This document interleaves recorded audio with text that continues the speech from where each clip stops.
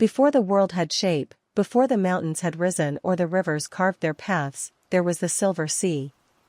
It stretched endlessly in every direction, calm as breath, shining faintly as though it reflected a light not yet born. The sea did not move with waves, but with the soft pulse of eternity itself. It was neither day nor night, for time had not yet chosen to divide itself. At the center of the sea floated a pearl as large as a kingdom, round and smooth, glowing faintly with its own secret light. This pearl was not stone, nor shell, nor jewel, it was a cradle, and within it dwelled the goddess Luma. Luma was not like the gods who would later roar with thunder or shake the earth with anger. She was gentle, her presence no heavier than a whisper. Her hair shimmered like threads of morning mist, her skin glowed faintly like the inside of seashells, and her eyes were deep pools of promise. She was the keeper of light, though she herself was not blinding. Inside her pearl, she carried lanterns, each one filled with drops of brightness that had yet to be given form. Luma would walk the quiet chambers of her home, listening to the faint hum of the silver sea outside. Sometimes she would press her hand to the pearl's inner wall and feel the vast stillness beyond, wondering if she was truly alone. But she knew her task. The sea was empty, the sky above it dark, and the world waited. She was to bring light, carefully, patiently, never all at once. So she began. One evening, though there were no evenings yet, only the hush of timelessness, she cupped her hands and tipped a single drop of radiance into the silver sea. It floated for a moment like a golden bubble, then rose, shimmering, drifting upward until it pierced the dark sky. When it settled, it flared with a tiny brilliance. A star. Luma smiled, her heart swelling with quiet joy. From her lantern she dropped another, and then another. Each rose from the sea, shimmering upward, and as they climbed, they sang. Their voices were soft at first, like the notes of a harp touched by the faintest breeze. Luma pressed her ear to the air and listened. It was the first music. She continued night after night, though nights were only beginning to take meaning, until the heavens were no longer empty. Still, she released the stars slowly, never in haste. The sky must learn to breathe, she whispered. Too many lights at once would overwhelm it. And so the constellations began to bloom. While the stars rose, the silver sea stirred. For ages it had been still, a mirror of eternity, but with each drop of Luma's light, ripples began to form. The ripples grew into sighs, and the sighs became breath. From this breath came the first wind. The wind had no body, no shape to anchor it. It was motion itself, restless, unseen, forever wandering. At first, it drifted aimlessly over the silver sea, curious about its own existence. It slid along the pearl's surface, spun into the void above, and dove back down. But the wind soon felt a pang of emptiness. It watched the stars rising, glowing, finding places in the sky. They shone together, humming softly, each belonging to something greater. The wind, meanwhile, was alone. One night, it rose toward the pearl and spoke. Its voice was like many voices at once, a chorus of sighs and whispers. Goddess, it called through the shell, why do you scatter the heavens with such beauty, and yet leave me without place or song? I am unseen. I drift, but I do not shine. I move, but I do not matter. From within the pearl, Luma paused. She had heard the sighs, but she had not expected speech. Gently, she pressed her hand to the pearl's wall and spoke back. Little wind, you are not forgotten. You were born of the sea itself. You are the breath between things, the one who carries. The wind swirled sadly. What is there to carry? The stars glow for themselves. They do not need me. Ah, Luma said softly, her voice like a lantern's glow. They do need you. Their voices are faint, delicate. Without you, their song would stay locked in silence. You will be their messenger. You will carry their music from one constellation to another, weaving them into a single song. Without you, they are lonely notes. With you, they are a choir. The wind trembled. It wanted to believe, yet doubt clung like mist. But who will know me? Mortals will look up and see only stars. They will not see me. Luma smiled, unseen but felt. Perhaps they cannot see you, but they will feel you.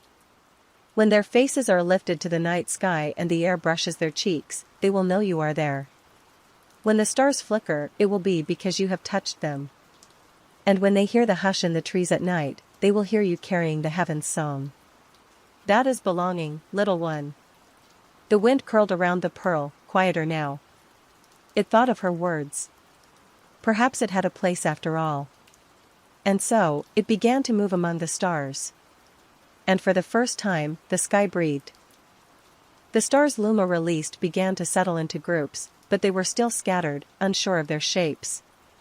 Each one hummed softly to itself, alone but yearning for harmony. Luma saw this and knew they needed families, patterns to belong to. She lifted her lanterns and drew a line across the sky with her hand. Wherever her finger traced, the stars leaned closer, curious. She drew the shape of a great bird, wings outstretched, feathers spanning horizon to horizon. The stars that made its wings glowed brighter, happy to be bound together. This is Eralis, she whispered, the guardian bird, whose wings will shelter the world. The stars hummed in response, their voices blending into one clear chord. The wind, drifting nearby, felt the sound and carried it further, rippling it across the silver sea so the whole sky seemed to tremble. Luma smiled. She drew again, this time the shape of a great tree, its roots deep and branches tall. The stars shifted into place, gleaming as though sap ran through their veins. This is Mythology, she said, the tree that will hold the heavens and the earth together. The wind swirled between its branches, rustling through invisible leaves, carrying the harmony of both constellations so they might hear each other's song. The stars began to murmur among themselves, faint whispers rising. We are not alone, said one. We have form, said another. Their voices grew into laughter, faint but real. The wind lingered near Luma's pearl that night, whispering, you were right. They sing more strongly when I carry them. I hear them speaking now. Yes, Luma replied. And in time, their songs will weave a story too great for silence. For the first time, the wind did not ache with loneliness. It had found purpose in the music of others. The silver sea, which had given birth to the wind, listened as well. For ages it had been still and silent, but now ripples stirred its surface. When the wind swept across it, carrying the songs of the stars, the sea shivered as if dreaming for the first time. One night, the sea spoke. Its voice was slow and deep, like the rumble of distant thunder muffled beneath water. Luma, it said, your stars dance above me, and the wind carries their voices. Yet I am empty. What is my place in this song? Luma sat within her pearl and listened, thoughtful. You are the cradle of all things, great sea. From you the wind was born, and from you the sky reflects its stillness. But if you wish to dream, then I will grant you reflection. She lowered her lanterns until their light kissed the silver sea's surface.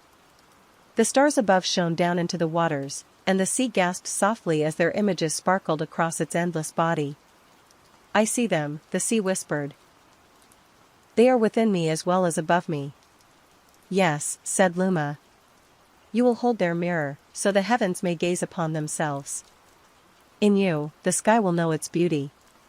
The sea grew quiet, trembling faintly with pride. From then on, whenever the wind carried songs across the heavens, the sea echoed them, humming beneath its waves. The wind, delighted, danced between sky and water, weaving their voices together. For the first time, there was harmony between the three, Luma's stars, the wind's breath, and the sea's reflection. Still, Luma's task was far from finished. She looked at her lanterns, still heavy with light, and knew the sky had many more shapes to be born. She whispered to herself, it is only the beginning. Night after night, Luma released more stars into the sky. Each drop of light rose from the silver sea, shimmering upward, humming as it took its place. Soon, the heavens were peppered with countless points of glow, but they longed for meaning. Luma walked to the very edge of her pearl, her hands glowing faintly with lantern light. She looked out upon the wide dark and whispered, come closer. The stars leaned, attentive. With slow, graceful movements, she began to trace new patterns. She shaped a fish, leaping from the sea, its scales glittering like shards of crystal. She shaped a crown, made from 7 stars that curved like a circle of gold.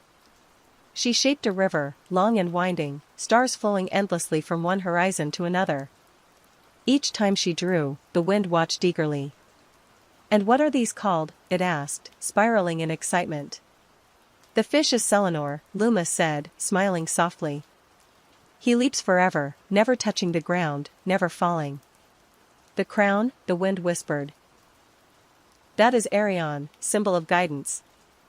Mortals will look to it when they are lost." "And the river?" "That is Sereth, the river of journeys. Its waters will never dry." The stars within each shape glowed brighter as their names were spoken, as though the sound of a name gave them life.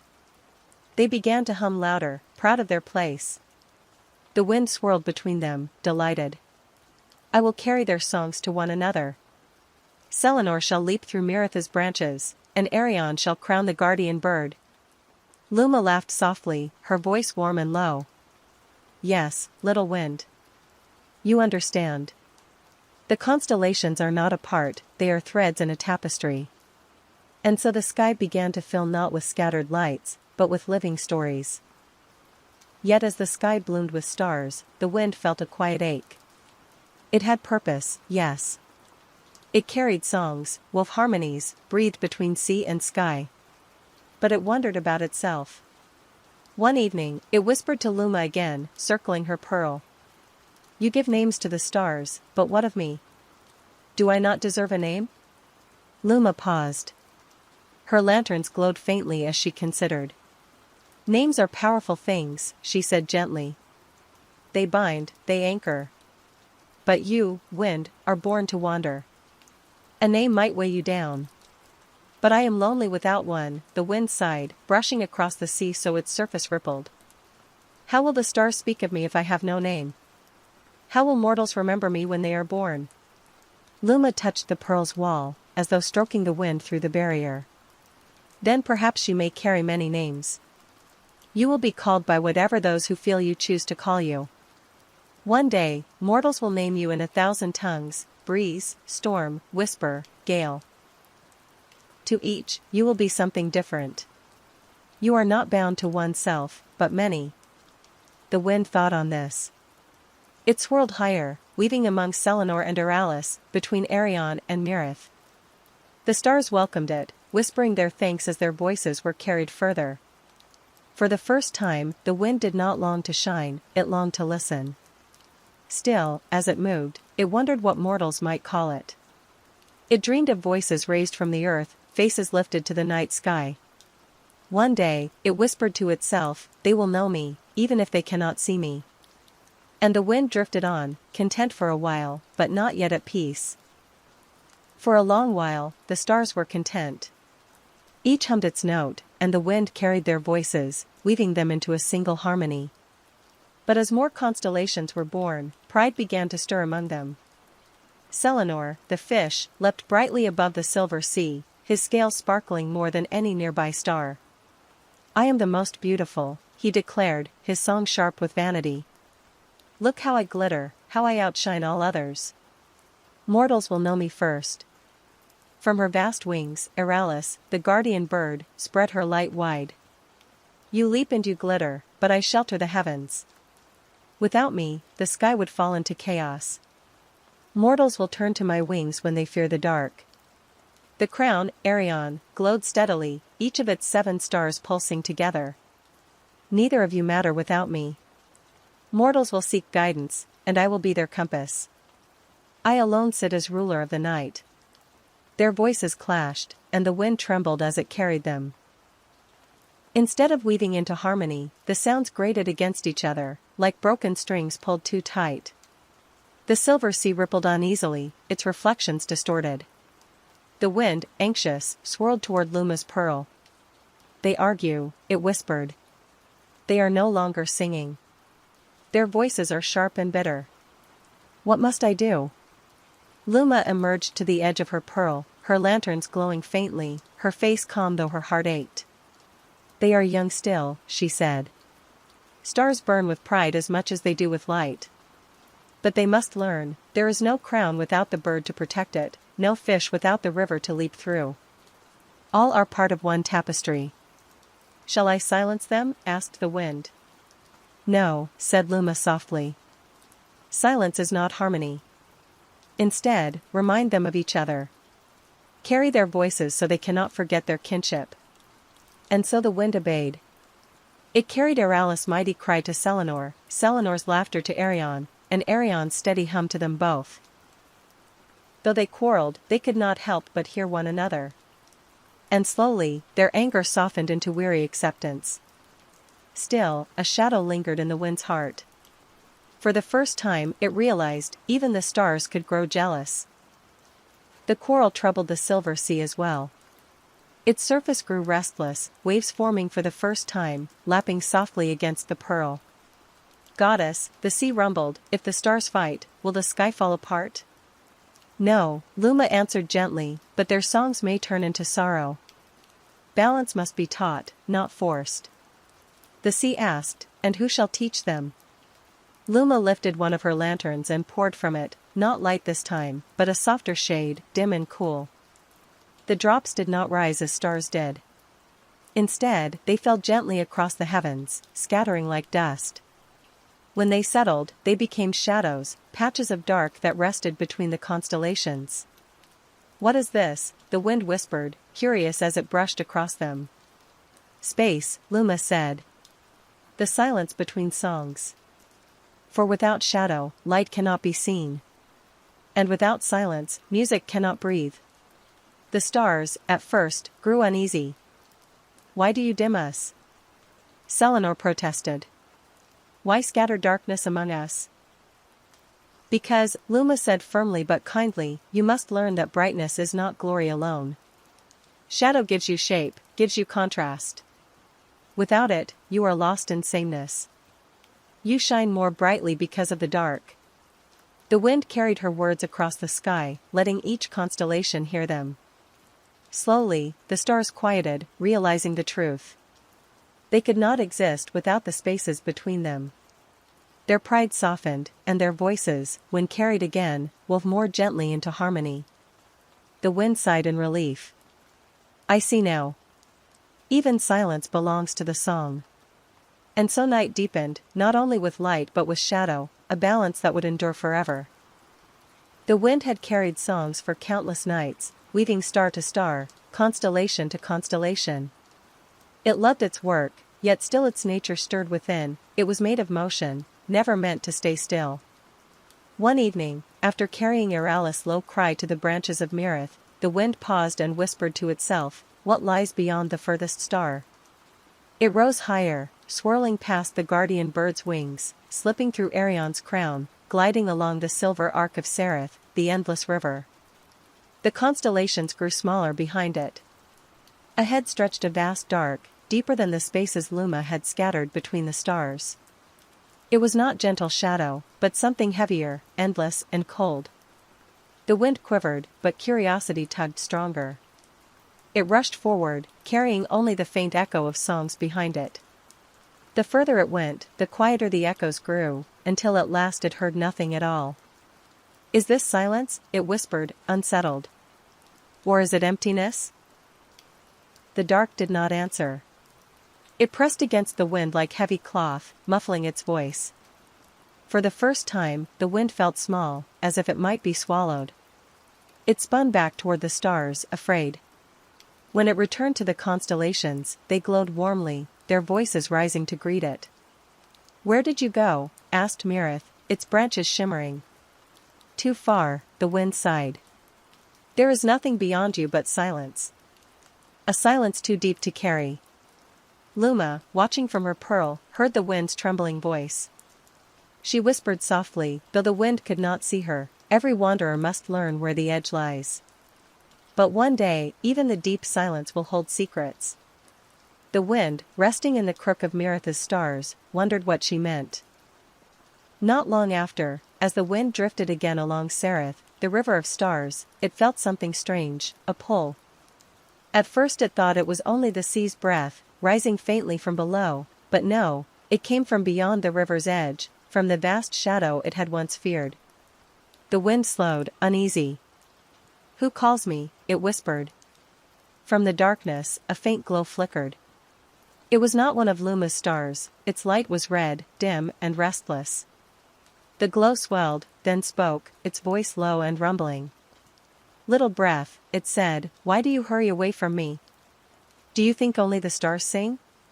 The wind trembled. "You are not one of Luma's lanterns." "What are you?" "I am a Shar," the glow answered, "a fire born not from Luma's pearl, but from the deep places beyond. I am older than her lanterns, older than your sea. I burn in silence, alone." The wind swirled uneasily. "If you are older, why does Luma not speak of you?" Ashar's dim light wavered. "Because I was forgotten. She shapes stars to shine in harmony, but I am not of her hand. I was cast into the dark, left to burn without song." The wind felt sorrow stir in its heart. "But I can carry your voice," it offered. "If you will sing, I will bear it to the others." Ashar gave a low laugh. "My song is not like theirs. It is heavy, it is deep. The others may not welcome it." Still, the wind said, no song should be lost. And so, for the first time, it brushed against Ashar's glow. A heavy, rumbling note rose, so low it shook the spaces between the stars. The wind carried it, trembling, into the constellations. When the stars heard, they fell silent. Their voices dimmed, unsure of what they had just felt. Luma, within her pearl, closed her eyes. "The world has widened," she whispered. "The wind has brought a stranger home." When the wind carried Ashar's voice into the heavens, the stars shuddered. Their songs, once bright and clear, faltered under the weight of the stranger's tone. It was not gentle, not sharp, but heavy, like the sound of a drum struck deep beneath the earth. Selenor, the fish, flickered uneasily. "What is this?" he demanded. "This is no song. This is a shadow-given voice." Eralis spread her wings, feathers glittering. "It shakes even me. It is strong, but unclean." Arion, the crown, pulsed with steady golden light, yet it, too, wavered faintly. "If mortals hear this sound, they will fear the sky." "What have you done, wind?" The wind trembled. "I only wished to carry all voices." Luma said silence and shadow also belong. Why should this voice be cast out? The stars murmured among themselves, frightened. Their whispers tangled like threads pulled too tightly. Some agreed with the wind, saying all songs deserved to be heard. Others hissed that the stranger's note would drown them, make them forgotten. The silver sea rippled beneath, troubled. "Goddess," it rumbled to Luma, "the sky stirs with unrest. Did you mean for this?" Luma, watching quietly from her pearl, answered softly, "The wind has opened a door. Whether harmony or discord follows will depend on the hearts of those who sing." The stars continued to quarrel, voices rising. And Ashar, faint and red in the far dark, whispered to itself, "At last, I am heard." The wind, weary, returned to Ashar's glow. "They do not understand your song," it confessed. "They fear it." Ashar's dim fire flickered, shadows stretching around it. "Of course they fear it. Their voices are high and light, easy to carry. Mine is heavy. Mine is truth. Not every song is meant to soothe. But if they cannot sing with you," the wind said, "then the sky will split." Luma wished for harmony, not division. Ashar laughed, low and smoldering. "Luma scatters stars like a careful painter, but she forgets, light burns. Fire consumes. She would have the heavens shine forever without struggle, but even flame is born from resistance. Let them fear me. Fear is also music." The wind quivered, torn between duty and pity. "I cannot silence you. I promise no song should be lost." "Then carry me again," Ashar urged. "Let them hear, not once, but always. In time, they will learn to bend around my note, or they will break." The wind hesitated. It remembered Luma's words about space and silence, about balance. Could this deep rumble be balance, too? Luma, unseen, whispered within her pearl, "Little wind, you have brought fire into the chorus. Now you must learn whether it can join the harmony, or tear it apart." The wind swirled uncertainly, caught between two truths, the star's fragile joy and Ashar's lonely, burning strength. And far across the sky, the stars murmured uneasily, their light flickering, as though unsure whether to sing, or to hide. For countless ages, Luma had remained within her pearl. She had watched, she had whispered, but she had never stepped beyond. The pearl was her cradle, her lantern, her shelter. But now, as the stars quarreled and Ashar's voice rippled through the sky, she knew her silence could no longer guide them. Slowly, the pearl began to glow. Its surface cracked with lines of brilliance, not from breaking, but from opening. The silver sea rippled as the light spread across its still waters. The wind, startled, circled the pearl in awe. "Goddess," it whispered, "are you leaving your home?" "For a time," Luma said, her voice calm yet resolute. "The sky needs more than whispers. It needs my presence." The pearl unfurled like a blooming flower, each petal of shell opening to reveal the goddess within. She stepped onto the sea, her feet barely dimpling the surface. Her lanterns floated around her, drifting like moons.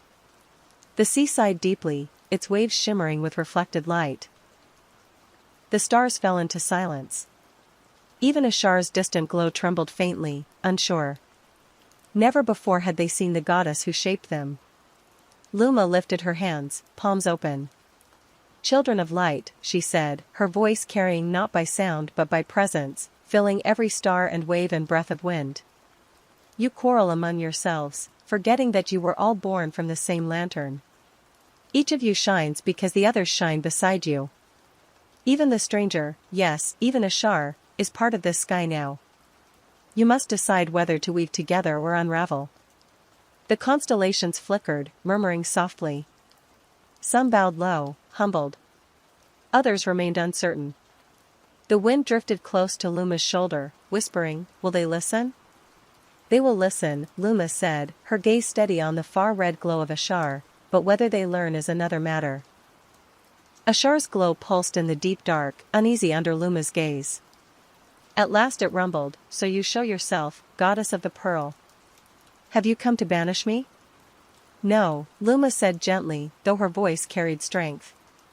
"I do not banish what exists. I only ask, what do you wish to be? Do you seek harmony, or only to be feared?" Ashar's light flared briefly, as though uncertain. "I was forgotten. Cast into shadow. While your stars sang, I burned alone. Fear was my only company." Luma lowered her lanterns, their glow soft and warm. "If you wish to join their song, you may. The wind will carry your note, and the others will learn to weave with it. But if you choose only fear, then you will remain apart, burning alone." The constellations held their breath. Selenor's scales glittered faintly, Eralis' wings shimmered in tension, Arion's crown dimmed to a steady glow, waiting. The wind whispered, "Choose, Ashar. I cannot carry you forever if you tear the sky." Ashar flickered, wavering between anger and longing. At last, it spoke low, "I will try. But my song is heavy. It will not sound as theirs does." "Then let it be heavy," Luma said, her eyes kind. "The sky is not made of sameness. The river flows, the bird soars, the crown guides, the tree roots. Each has its nature. Yours is weight. Let the others learn to bear it." The stars stirred uneasily, but they did not protest. Slowly, they began to hum again, tentative and careful. The wind carried their voices, weaving Ashar's deep note into their fragile chords. The song trembled, uncertain, but it did not break. For the first time, Ashar burned less dimly. Its light, though still red and restless, pulsed in rhythm with the constellations. Luma watched, her heart quiet. "The first trial has passed," she whispered. "But harmony is not kept once, it must be chosen again and again." And the wind, drifting close to her lanterns, understood that the sky's story was only just beginning. Long after the stars had learned to hum with Ashar's deep note, the first mortals awoke upon the earth. They were small, fragile, and wide-eyed, rising from the soil as though the silver sea itself had breathed life into them. Their hair shimmered like dew, and their eyes reflected the faint glow of the heavens above. Luma watched from her pearl, her lanterns floating softly around her. "They are ready," she whispered. "The sky will be known at last." The wind swept down to meet them, gentle as a caress. It brushed their faces, lifted the edges of their hair, and carried whispers of the constellations. The mortals looked up in awe, pointing at the scattered lights. "What are those?" one asked, a tiny hand reaching toward the sky. "They are lights," said another, "but not like fire. They move, and some form shapes." Luma's voice, carried by the wind, reached them softly. "They are the first children of the sky," she said. "Each star has its own story. Watch, listen, and remember them well." The mortals gasped as Selenor leapt through the heavens, shimmering like liquid gold. They laughed at the bird with outstretched wings, Eralis, and stared in wonder at the river of stars, Seraph, winding endlessly across the night. Even Ashar's deep red glow fascinated them, though it made their hearts tremble slightly. The wind whispered to Luma, "They see the lights. But will they understand the song?" "They will learn," Luma said. "In time, mortals will give names, stories, meaning. And through their voices, the stars will be remembered. The song lives not only in heaven, but on earth as well." And the first humans watched, rapt, while the sky unfolded its secret melodies. That night, the mortals began to name what they saw. One pointed to the fish leaping across the sky.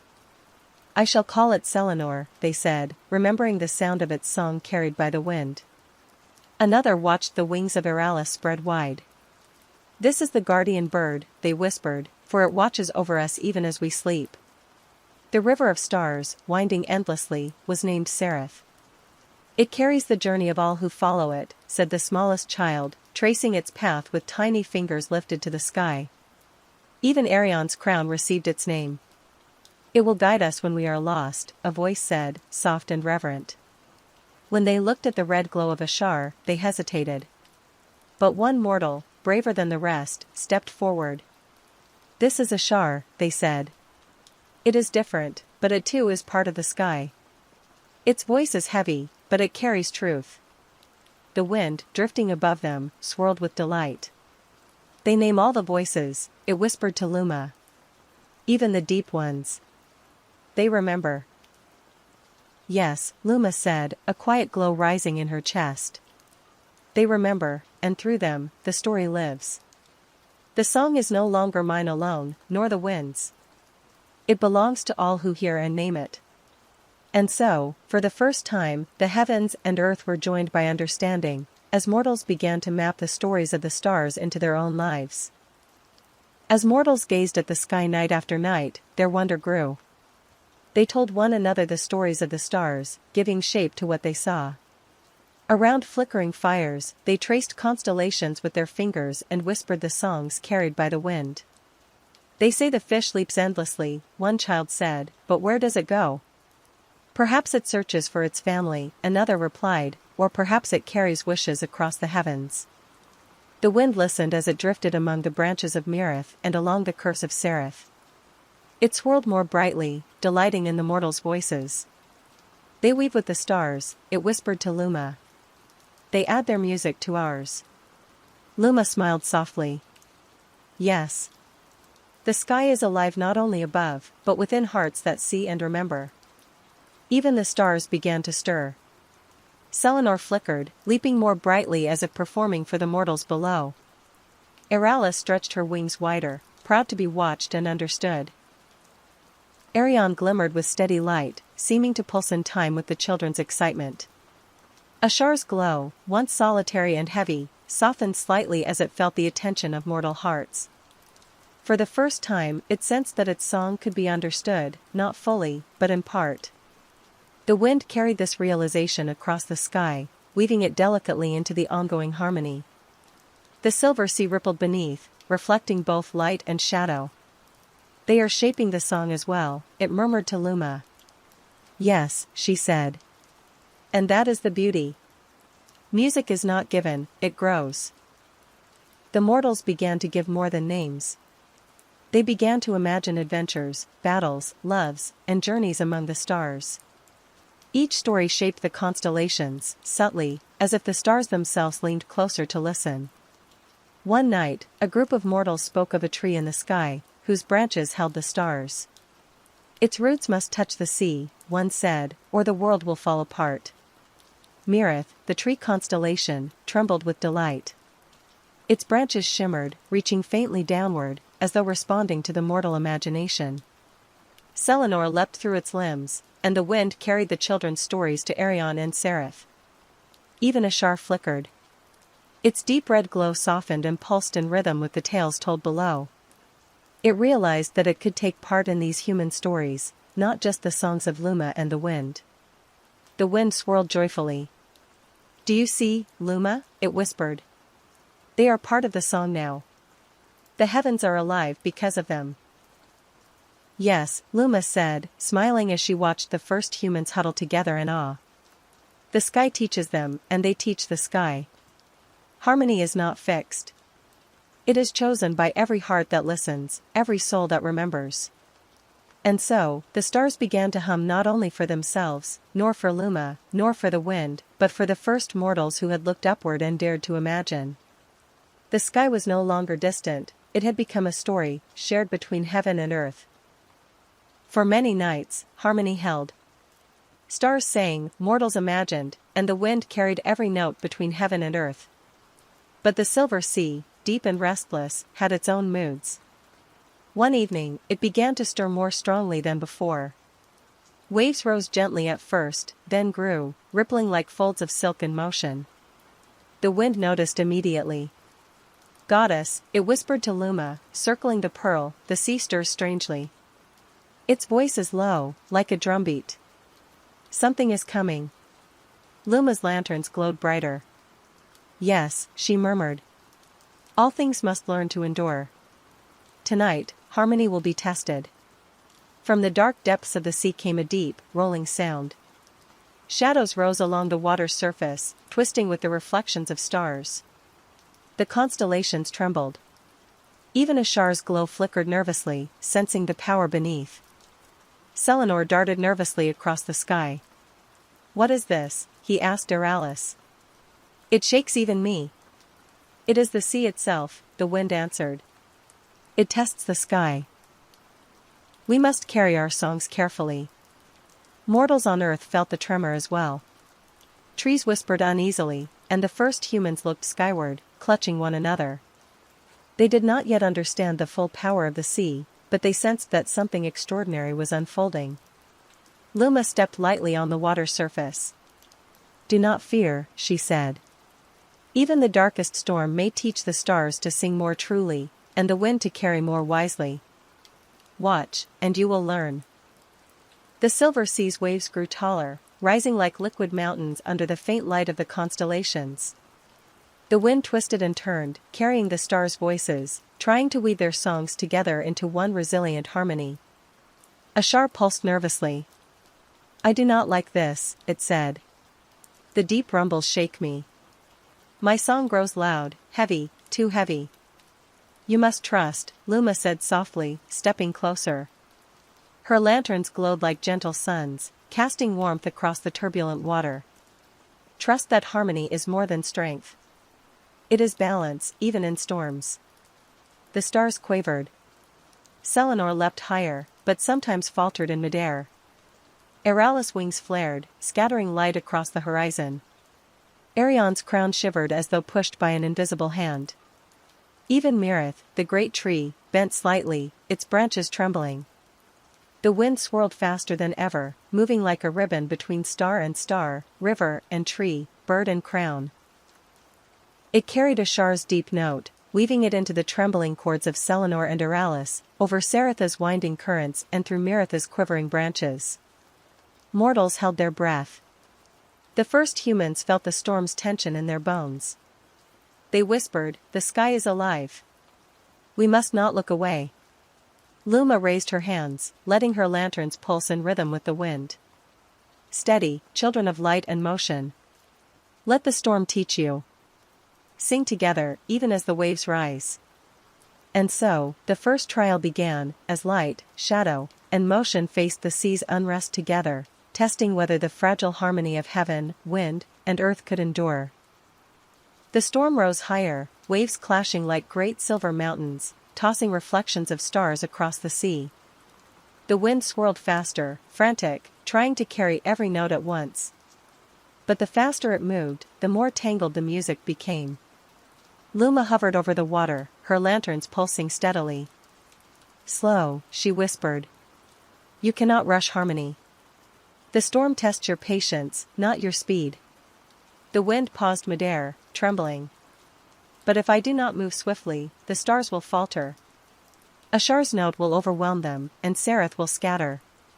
"Yes," Luma said, "but sometimes stillness carries more than motion. Listen before you rush. Feel before you sweep." The wind settled, spiraling gently around each constellation. It noticed Selenor's faltering leaps, Eralis' wings trembling, Arion's crown dimming, and Mirith bending. It began to time its movements, letting each note flow fully before passing it along. Slowly, the chaotic music began to untangle, forming chords once more. Ashar watched, its glow pulsing in hesitant rhythm. "You move differently," it said to the wind. "Slower. Careful." "Why?" "Because the song is not only yours, nor only theirs," the wind replied. "It belongs to all. And the storm tests not only strength, but patience."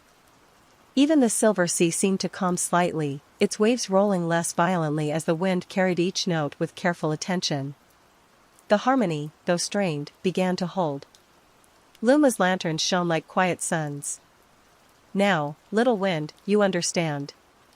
To carry a song is to respect each voice. Even heavy notes must have their moment." Below, the first humans watched the rising storm. Their hearts quivered, but they did not flee. Instead, they began to speak aloud the stories they had woven from the stars. "Selenor leaps over Mirith," one child shouted. "The bird spreads its wings to shelter him." "The river carries our wishes," said another. "It bends, it curves, it flows with our hope." Even Ashar's deep note, once fearful and discordant, seemed to pulse in time with the mortal's words. The wind felt it immediately. Their imagination gave weight and meaning to the stars' motions, helping the constellations hold their shapes despite the storm. Luma watched, smiling. "You see now, wind. The song of the sky is not only in stars, nor only in motion, nor only in shadow. It is in the hearts that witness it." The wind swirled slowly among the constellations, carrying notes with a gentleness it had never known. Selenor glimmered brighter, Eralis' wings steadied, Arion's crown pulsed proudly, Mirith's branches lifted. Even Ashar's glow softened, learning to resonate with the others rather than overwhelm. The storm began to ease, not because it was gone, but because patience, care, and imagination had learned to hold it. Harmony was chosen again, not imposed. The mortals whispered together, wide-eyed and awed. "The sky listens," they said. "It sings with us." And the wind, brushing over their hair and faces, understood a truth it had not known, that the sky's song lives not only in heaven, but in those who see it, who imagine it, and who carry it forward. As the storm faded, the mortals lay on the ground, gazing upward. The silver sea mirrored the stars faintly, and the wind hummed softly around them. For the first time, their eyes were not just seeing, they were imagining. One child whispered, "What if we could add to the sky? What if our stories could become stars?" Another nodded. "I see a fox that runs through the night, clever and swift. It could leap between Selenor and Sereth." The wind, circling above, trembled with delight. "They imagine new forms," it said to Luma. "Do you see? The song grows because they dare to dream." Luma smiled gently. "Yes. The hearts that witness may weave as well as the hands that shape. Let them try." The children began to point and speak. They spoke of a lantern that never fades, of a great mountain in the sky, of a gentle healer who guides lost travelers. As they named their visions, faint sparks appeared in the darkness, new stars, small and trembling, but real. Selenor leapt to greet them, while Eralis spread her wings to shelter the newborn lights. Even Mirith bent slightly, branches shimmering, as if nodding in approval. Ashar's red glow flickered nervously. "They make new stars," it said. "Will they disrupt the harmony?" The wind replied softly, "Not disrupt. They add to it. But you must trust the song can hold more than one voice." Ashar hesitated. Its glow pulsed slowly, deep and uncertain. But when the first child imagined a small red star that pulsed gently, Ashar sensed a resonance, and its notes softened. For the first time, Ashar felt something new, not fear, not isolation, but connection. The wind brushed its glow, carrying the deep notes alongside Selenor's leaps, Eralis' wings, Arion's crown, and the children's whispered dreams. "You do not consume them?" Ashar murmured. "The other stars will not resent me?" "No," said Luma from her pearl, her lanterns glowing like gentle suns. "They may hesitate. They may stumble. But your song belongs as much as theirs. Trust in the harmony you helped create." Slowly, Ashar's glow brightened, pulsing in rhythm with the constellations. Its heavy note now blended, low and grounding, giving depth to Selenor's bright leaps and the new stars imagined by mortals. The wind danced around it, carrying the voices, weaving motion into music. "See," it whispered. "Even heavy voices may become part of the song when they are guided with care." Selenor twirled through the heavens, brighter than ever. Eralis' wings extended fully, Arion's crown pulsed steadily, and Mirith's branches held each note delicately. The children below gasped in wonder. Luma's lanterns glowed warmly. "Harmony is not always simple," she said softly. "It is chosen, nurtured, and carried by every voice, light and heavy, old and new, mortal and divine." And for the first time, the sky's song felt complete, not perfect, but alive, resonant, and full of possibility. The mortals, lying on soft earth beneath the glowing constellations, began to speak aloud the stories they imagined. Each word seemed to linger in the air, carried by the wind, and woven into the songs of the stars. "There was once a fox that leapt from star to star," whispered one child. "He carried wishes across the heavens, and wherever he touched, new stars appeared." "Selenor guides him," another added. "The fish leaps to show paths through the sky, and the river Sereth carries travelers' hopes along its winding course." The wind drifted lower, brushing across the children's faces, carrying their voices to each constellation. The stars shimmered as if listening, adjusting their hums to match the rhythms of the mortal stories. Ashar flickered in surprise. "Their words, they are shaping the sky," it murmured. Its deep notes softened, blending more willingly with Selenor's leaps and Eralis' wings. Even Luma's lanterns pulsed in quiet delight. "This is how legends are born," she whispered. "Through hearts that see, imagine, and remember. Mortals will carry these myths for generations, and the stars will always respond." As the children continued, the first night myths were born. Selenor, the fox, and the guardian bird appeared in countless variations, each child adding a detail, a journey, a lesson. The red glow of Ashar pulsed gently in rhythm with the storytelling. The silver sea mirrored the new constellations faintly, waves rippling softly as if nodding in approval. Harmony, once fragile, was now strengthened by imagination. The wind, sensing its new role, began to guide the mortals. It whispered to them, brushing across their hair and cheeks, teaching them how to listen to the music of the sky. "Do you hear it?" the wind murmured to a small group. Selenor leaps, Eralis flutters, Arion hums, and even Ashar resonates. Each has a voice. If you listen carefully, you can carry it with you in your dreams. The mortals closed their eyes, feeling the currents of the wind, learning to follow the melodies that threaded through the constellations. Slowly, they began to hum softly themselves, harmonizing with the stars above. "Your voices," the wind said, "become part of the song. The sky listens to all who remember.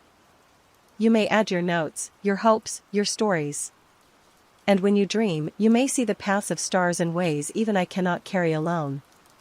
Ashar, watching the children with a steady pulse, said softly, "Perhaps I am not alone either. Their voices help me find my place."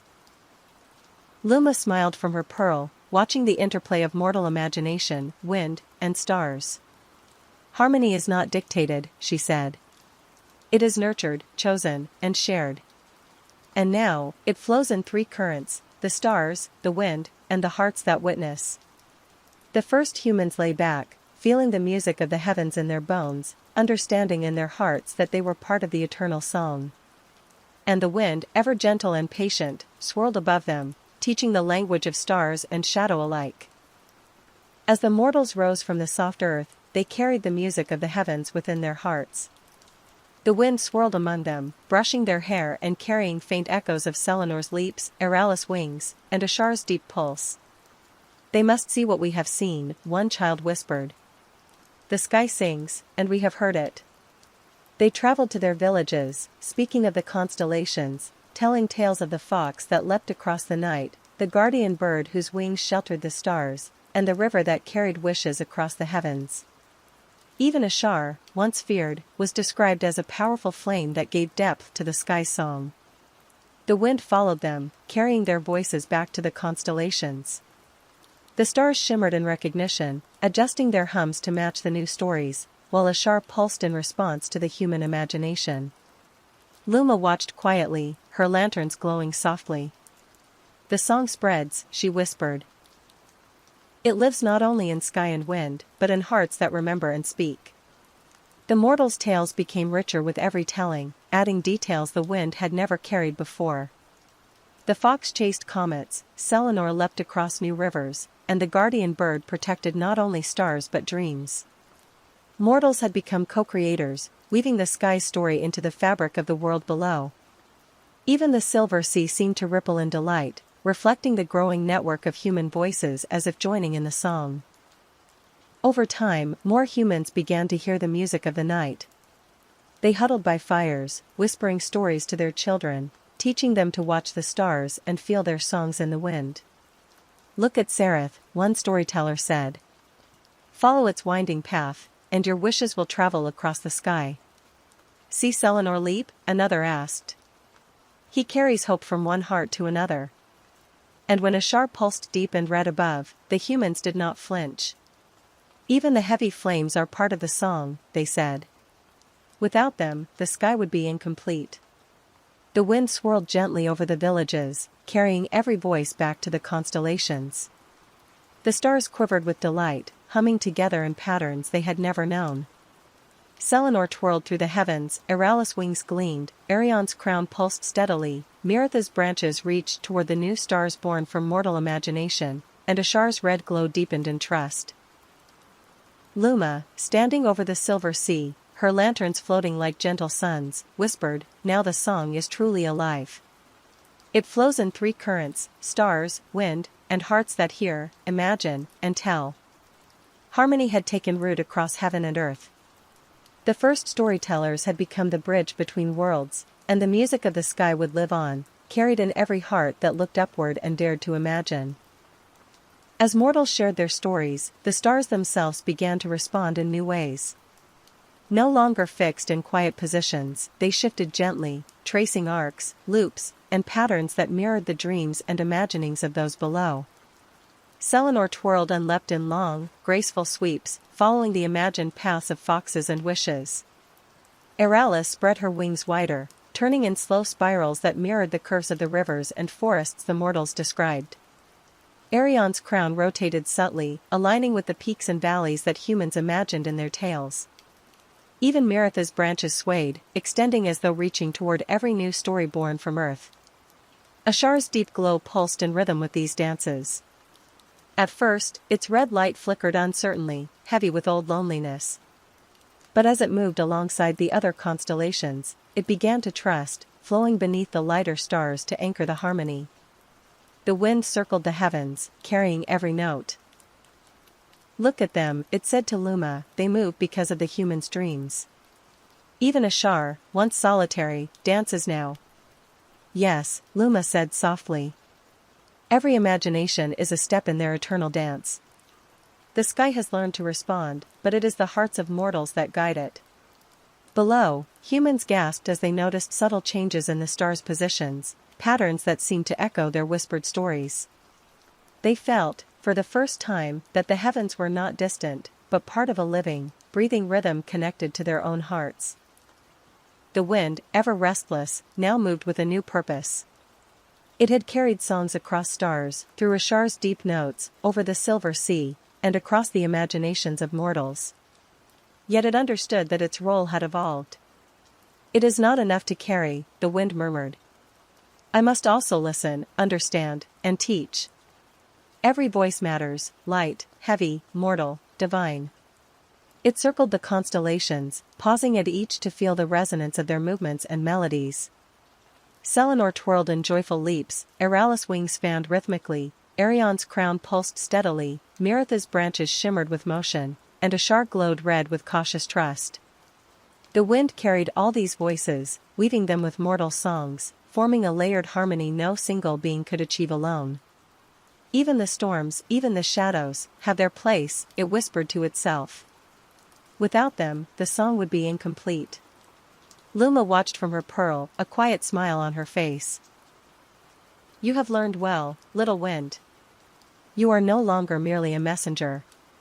You are a guide, a keeper, and a listener. Harmony is not a gift, it is a responsibility." Below, mortals continued to dream and speak, each tale shaping the heavens. The wind carried their voices into every corner of the sky, teaching constellations to dance with the rhythm of imagination, to listen for patterns unseen, and to welcome even the deepest, heaviest notes.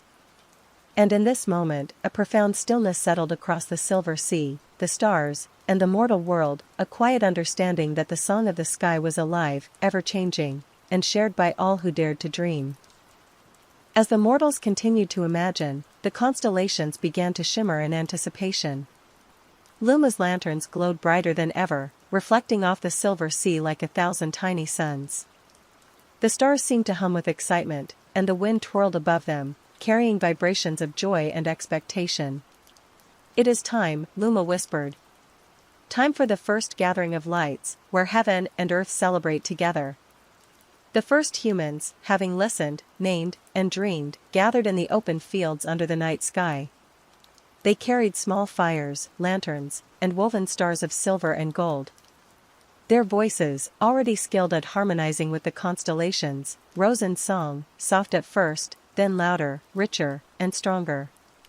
Selenor leapt in spectacular arcs, tracing invisible paths over the children.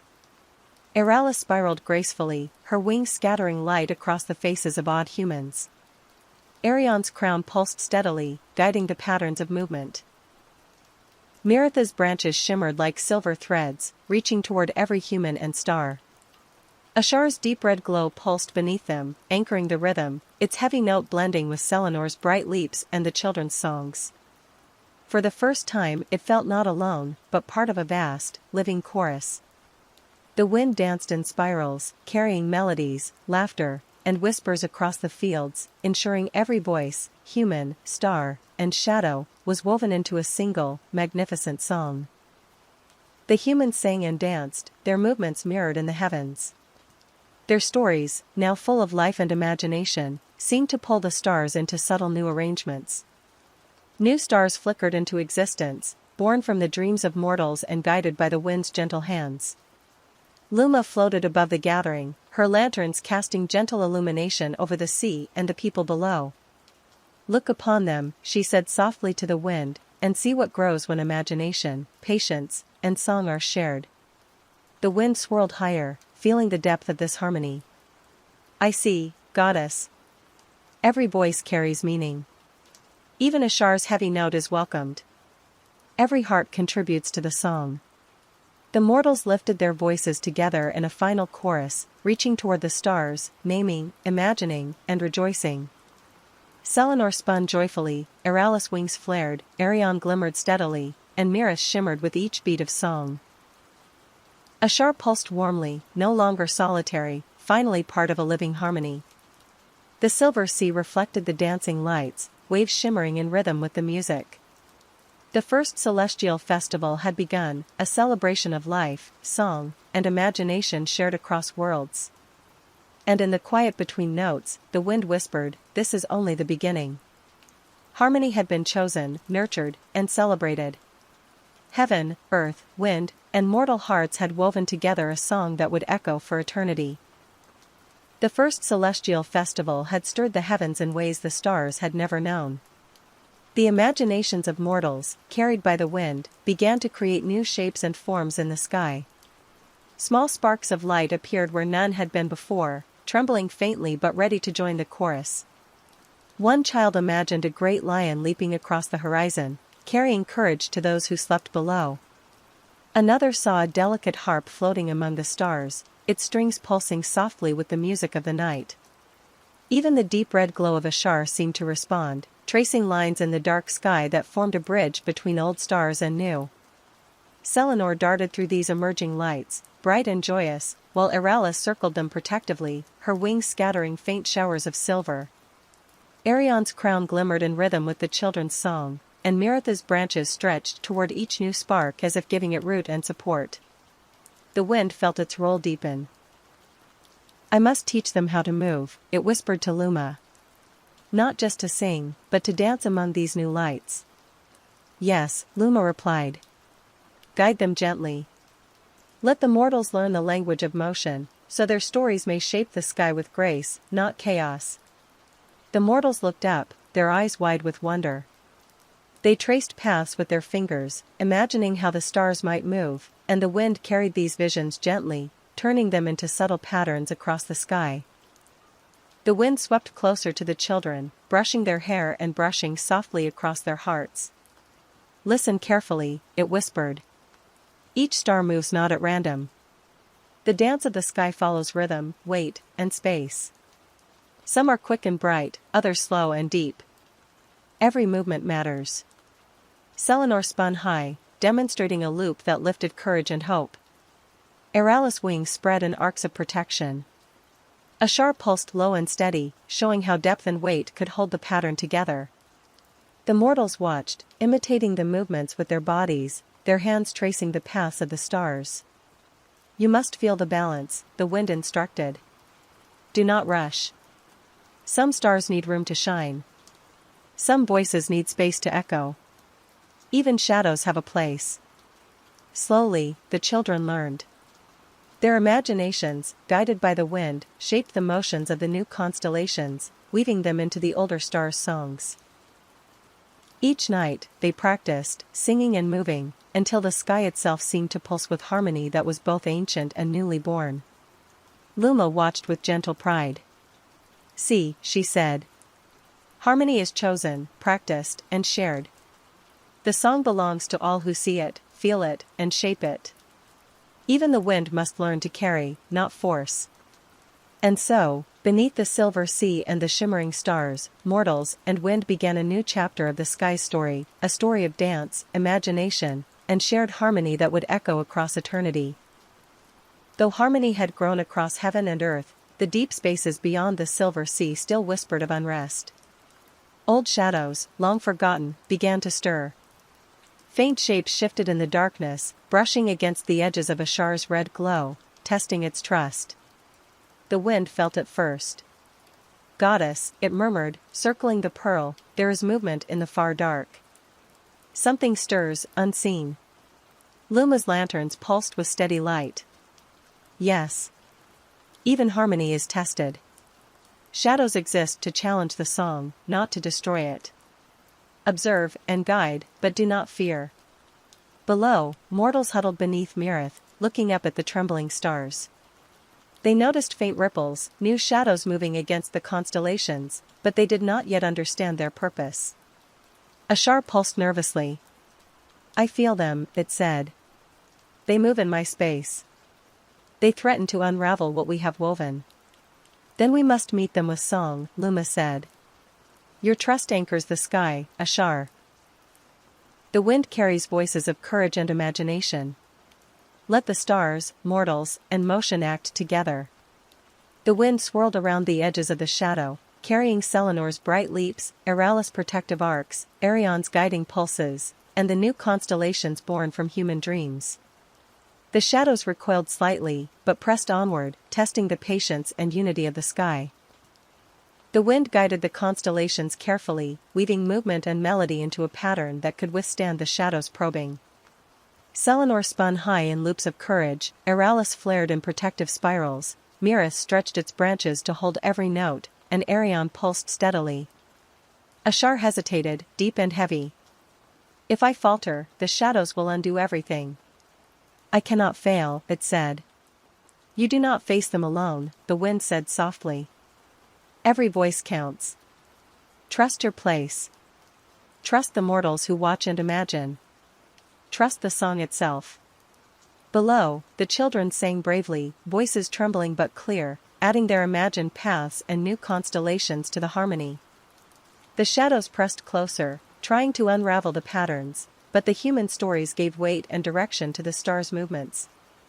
Eralis' wings arced over the new sparks of light, sheltering them. Selenor's leaps guided the rhythm.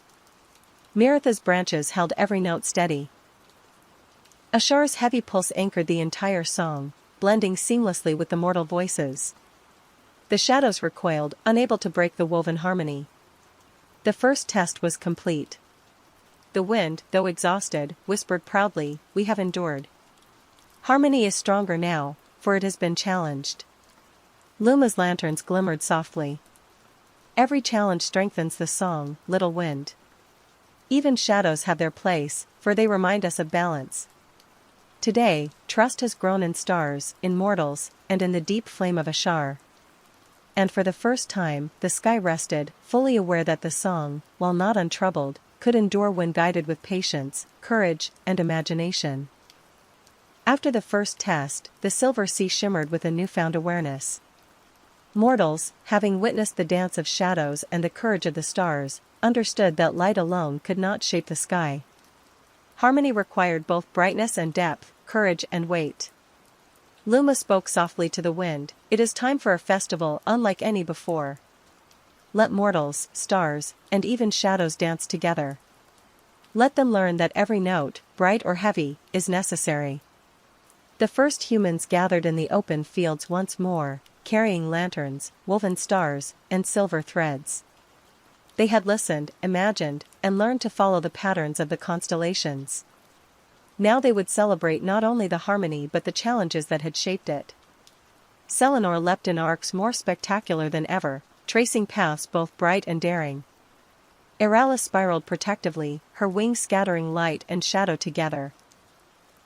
Myrrh's branches shimmered, reaching toward both stars and the faint forms of lingering shadows. Arion pulsed steadily, guiding the rhythm with certainty. Ashar's deep red glow pulsed in measured beats, anchoring the combined music of stars, wind, and human voices. For the first time, the shadows joined in subtly, weaving through the patterns without breaking them, their movement no longer threatening but participating in the song. The wind swept among all participants, carrying voices, movements, and songs with gentle care, ensuring that every note, whether light or heavy, human or celestial, found its place in the festival. The mortals began to move in rhythm with the sky. Their arms traced arcs like Selenor's leaps, their steps mirrored Eralis' spirals, their fingers followed the pulses of Arion, and their hearts resonated with Ashar's deep, steady beat. "You see," the wind whispered to Luma. "They feel the patterns now. Not just seeing, but knowing. They dance with shadow as easily as with light." The children laughed as they wove imagined constellations through the night air, connecting new stars with silver threads. Even faint, lingering shadows became part of the dance, moving alongside their stories instead of against them. Ashar pulsed brighter than ever, learning that trust could anchor harmony even amidst darkness. "I understand now," it said to the wind. "Shadows are not enemies. They are lessons. They give depth and shape to our song." Selenor twirled above the humans, wings brushing lightly against Eralis' protective arcs. Myrrh's branches shimmered and stretched to every new spark of light, and Arion pulsed steadily, keeping all rhythms aligned. Luma's lanterns glowed warmly over the scene. "Harmony is alive," she said. "Not the absence of challenge, but the understanding of it." This festival is not only a celebration, it is a teaching, a reminder, and a promise that the song continues, ever-changing and ever-shared. The mortals, the stars, the wind, and even Ashar moved together through the night, weaving patterns of shadow and light into a living, breathing music that echoed across heaven and earth. As the festival of shadow and light drew to its close, the mortals sat beneath the silver sea's reflections, exhausted but exhilarated. Their hearts hummed with the rhythm of the stars, and their imaginations had woven constellations into stories that would endure for generations. Luma watched from her pearl, her lanterns glowing softly. "Tonight, the first true myths are born," she whispered. "Stories that will guide mortals and stars alike, carrying lessons of trust, courage, and harmony." One storyteller began, "Selenor leaps across the night, carrying courage from heart to heart. Wherever it lands, hope blooms." Another added, "Eralis guards the sky, spinning arcs of protection for all who look upward. Its wings teach us to care for those weaker than ourselves." And Mirith, a child whispered, "Stretches its branches to hold the new stars, reminding us that growth comes from support and patience." Ashar pulsed low, steady, and red. "Even I," it murmured, "am part of the story. My weight gives depth. My song teaches endurance." The wind swirled, carrying every tale across the night sky, weaving human imagination into the constellations themselves. These stories would be told again and again, shaping myths that survived long after one human generation had passed. With the myths taking root, mortals began to notice patterns in the stars' movements. Selenor's leaps occurred at predictable intervals, Sereth wound steadily across the horizon, and even Ashar's pulses followed a rhythm they could sense. Luma's lanterns glimmered brighter. "Now they may measure time, little wind. Let them learn the rhythm of the sky, so their stories may mark the passage of days, seasons, and years." The mortals began to record the positions of stars, the arcs of Eralis' wings, the pulses of Ashar, and the bends of Mirith's branches. They spoke aloud, "When Selenor leaps highest, it is time to plant. When Sereth curves to the west, we harvest. And when Ashar glows deepest red, we remember courage and endurance." The wind taught them to feel the pulse of the heavens. "Every movement is a marker," it said. "Every note a signal. Listen carefully, and you may live in rhythm with the sky." The constellations shimmered in approval, moving subtly to guide the mortals' understanding. Even the shadows that lingered in the far dark traced gentle arcs across the sky, forming invisible markers that became part of the celestial calendar. For the first time, heaven and earth shared a rhythm, and the mortal stories became intertwined with the stars' eternal song. Harmony now had a heartbeat, one that echoed in the heavens, the wind, Ashar's pulse, and every human who looked upward in wonder. As mortals learned to follow the rhythm of the stars, they began to celebrate their own festivals, mirroring the celestial patterns above. The first festival was simple. Families and friends gathered in open fields beneath the silver sea, carrying lanterns, woven stars, and small instruments to echo the music of the sky. "Look," a child exclaimed. "Selenor leaps. It tells us the seeds are ready to grow." Another laughed, pointing to the river of stars. "Sereth curves west. It is time to harvest." The wind swept down from the heavens, brushing their hair and carrying their songs upward, weaving them into the constellations themselves. Selenor arced over their heads, Eralis' wings spiraled protectively, and Mirith's branches shimmered with every motion. Even Ashar pulsed steadily beneath them, anchoring the rhythms of both stars and humans. Luma watched from her pearl. "Harmony is no longer confined to heaven," she said softly. "The rhythm of the sky flows through these hearts, and through their celebration, it strengthens." The mortals sang together, danced together, and told stories aloud, weaving myths that had taken root. The festival became a bridge, Earth's rhythms synchronized with the pulse of the heavens, each step, song, and story reinforcing the harmony between worlds. After the festival, the wind gathered the mortals closer, teaching them to feel subtle patterns in the stars' movement. "Do you notice the pulse of Ashar?" it asked. "The rise and fall of Selenor? The curse of Sereth? The sway of Mirith?" The children nodded, concentrating. Yes, one whispered. I feel it. I can follow the rhythm with my heart. Good, the wind said. Harmony is not only sight. It is movement, feeling, and understanding. Each voice, yours, the stars, even the heavy pulse of a shar, must be acknowledged. The mortals practiced, moving their bodies, tracing arcs in the air, humming softly with the constellations' melodies. Selenor spun in joyful loops, Eralis circled protectively, Meritha's branches shimmered, and Ashar pulsed steady and strong. The wind carried all motions, blending mortal heartbeat with celestial song. Luma's lanterns glimmered softly. See how they learn, she whispered. The first festivals will guide the rhythm of their lives.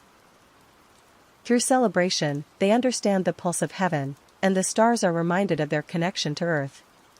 And so, the first earthly festivals were born, not merely as celebrations, but as living lessons, anchoring harmony in hearts, bodies, and skies alike.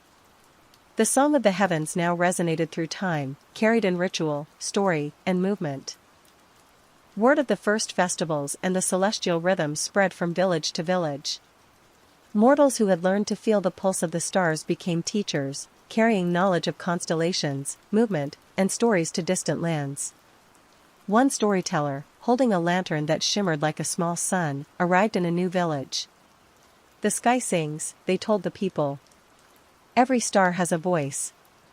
Selenor leaps with hope, Sereth carries wishes, Eralis protects, Mirith supports, and Ashar gives depth. Listen, imagine, and join the song. The villagers looked up, eyes wide. Can we hear it? A child asked. Not at first with your ears, the storyteller said, smiling.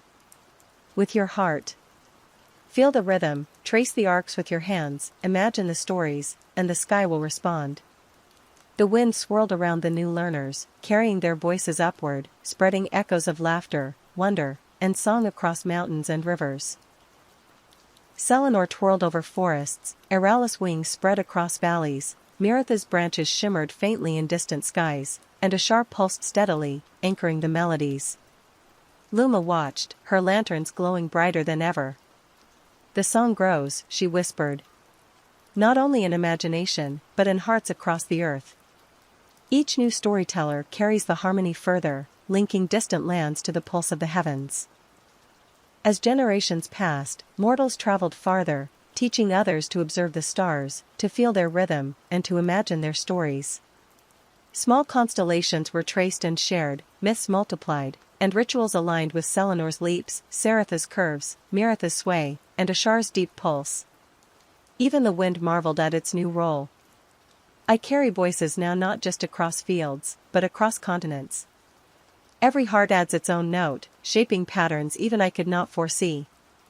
Ashar pulsed low, steady, and reassuring. I feel the connection, it said.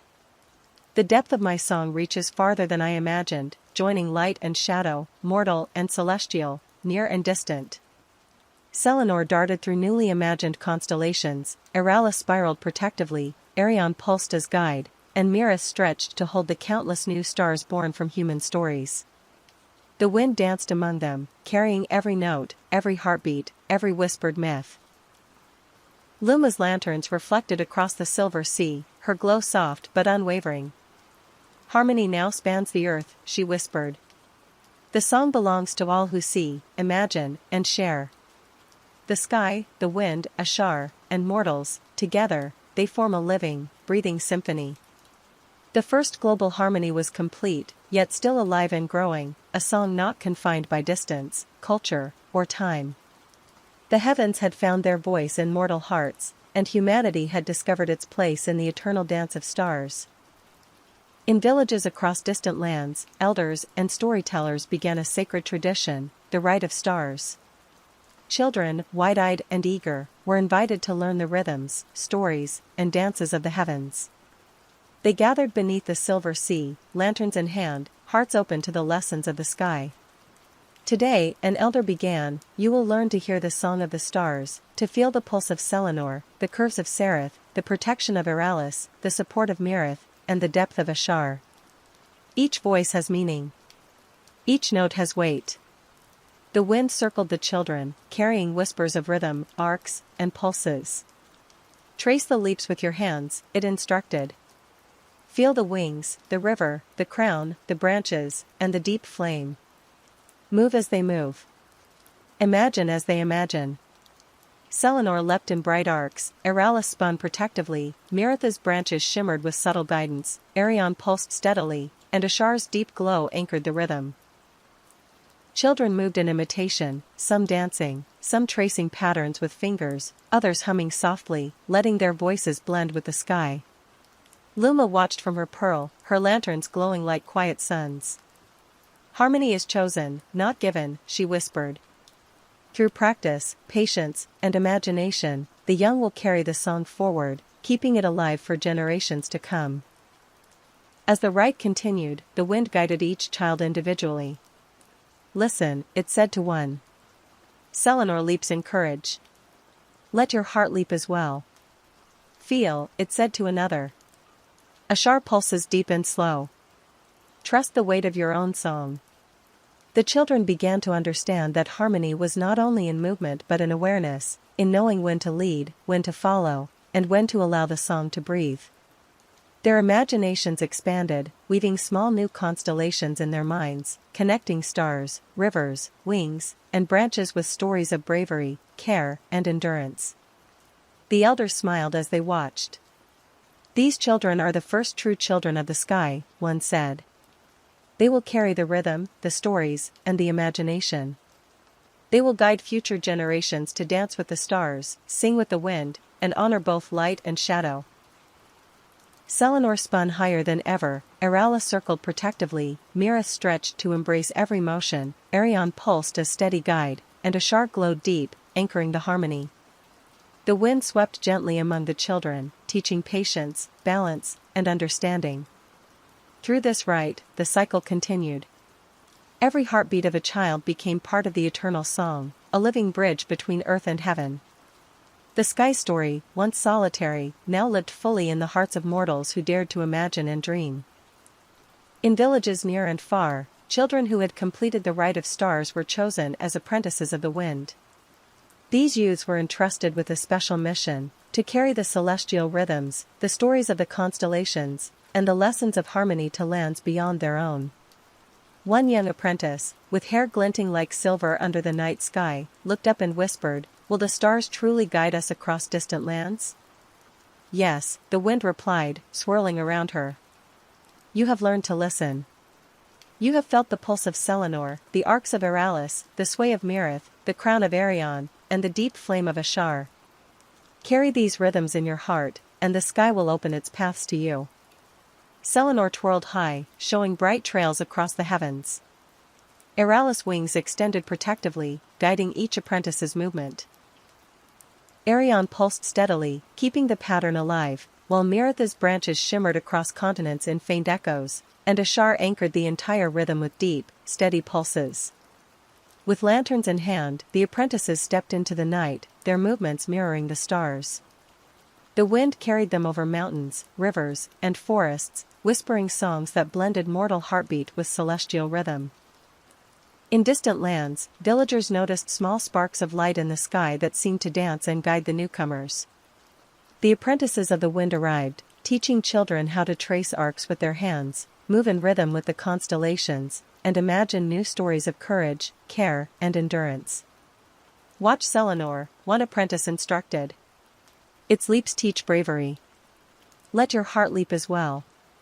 "Feel Ashar," another said. "Its deep pulse shows the weight of trust and patience.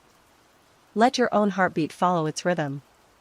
The wind swirled among all learners, carrying their voices and movements to the stars above. Selenor spun joyfully, Eralis circled protectively, Arion pulsed as guide, Miras shimmered, and Ashar glowed deep and steady. Even distant shadows were drawn into the rhythm, not as threats, but as teachers of contrast and depth. Luma watched from her pearl, her lanterns glowing like gentle suns. "Harmony spreads," she whispered. "Through these apprentices, the children of Earth will carry the song farther than the wind alone could travel. The sky's music is now a living symphony across continents." The apprentices continued their journey night after night, teaching, guiding, and weaving new constellations with mortal imagination. The song of heaven, wind, ashar, and humans now spanned the world, a rhythm of shared trust, courage, and story. As apprentices of the wind traveled across continents, a quiet murmur began to ripple through the heavens. Selenor leapt higher, Eralis' wings spread wider, and even Ashar's deep pulse seemed to vibrate with anticipation. "The time has come," Luma whispered from her pearl, her lanterns glowing gently over the silver sea. "The apprentices must gather, so their stories and dances may intertwine in one great symphony." From distant lands, apprentices received the wind's gentle summons. Lanterns shimmered across mountains, forests, and rivers, guiding them to a single meeting place, a vast plain under the silver sea, where reflections of stars shimmered on the ground like scattered pearls. "They will come from every corner of the earth," the wind said softly. "Every rhythm, every story, every heartbeat they carry will meet here. The sky's song will grow richer than ever before." The apprentices arrived, their eyes wide with awe. Each carried stories, dances, and songs learned from their villages, their teachers, and the stars themselves. The air vibrated with anticipation as the first sparks of global harmony gathered beneath the silver sea. As night fell, the apprentices began to move together, following the wind's guidance. Selenor traced bright arcs across the sky, Eralis spiraled protectively, Arion pulsed steadily, Miratha's branches shimmered in response, and Ashar's deep glow anchored the rhythm. The children imitated the stars' movements, adding their own imagined constellations, their voices blending in harmony with the celestial song. The wind carried their motions and melodies across the plain, ensuring that each story, each heartbeat, reached every apprentice. Luma's lanterns pulsed softly. "See how it comes together," she whispered. "Harmony is alive, not imposed. It is chosen, nurtured, and shared. Every voice, every story, every pulse matters." The silver sea reflected the combined brilliance of stars and lanterns. Selenor's leaps, Eralis' wings, Miratha's shimmering branches, Arion's guiding pulses, Ashar's steady flame, and the voices of mortals merged into a single, radiant symphony that stretched across continents. Even shadows, once feared, wove subtly through the movements, adding depth and contrast, teaching the apprentices the lesson of balance. For the first time, the sky's song, the wind, Ashar, and all human voices converged into one living, breathing harmony, a symphony that would echo through generations and mark the dawn of a new age of celestial understanding.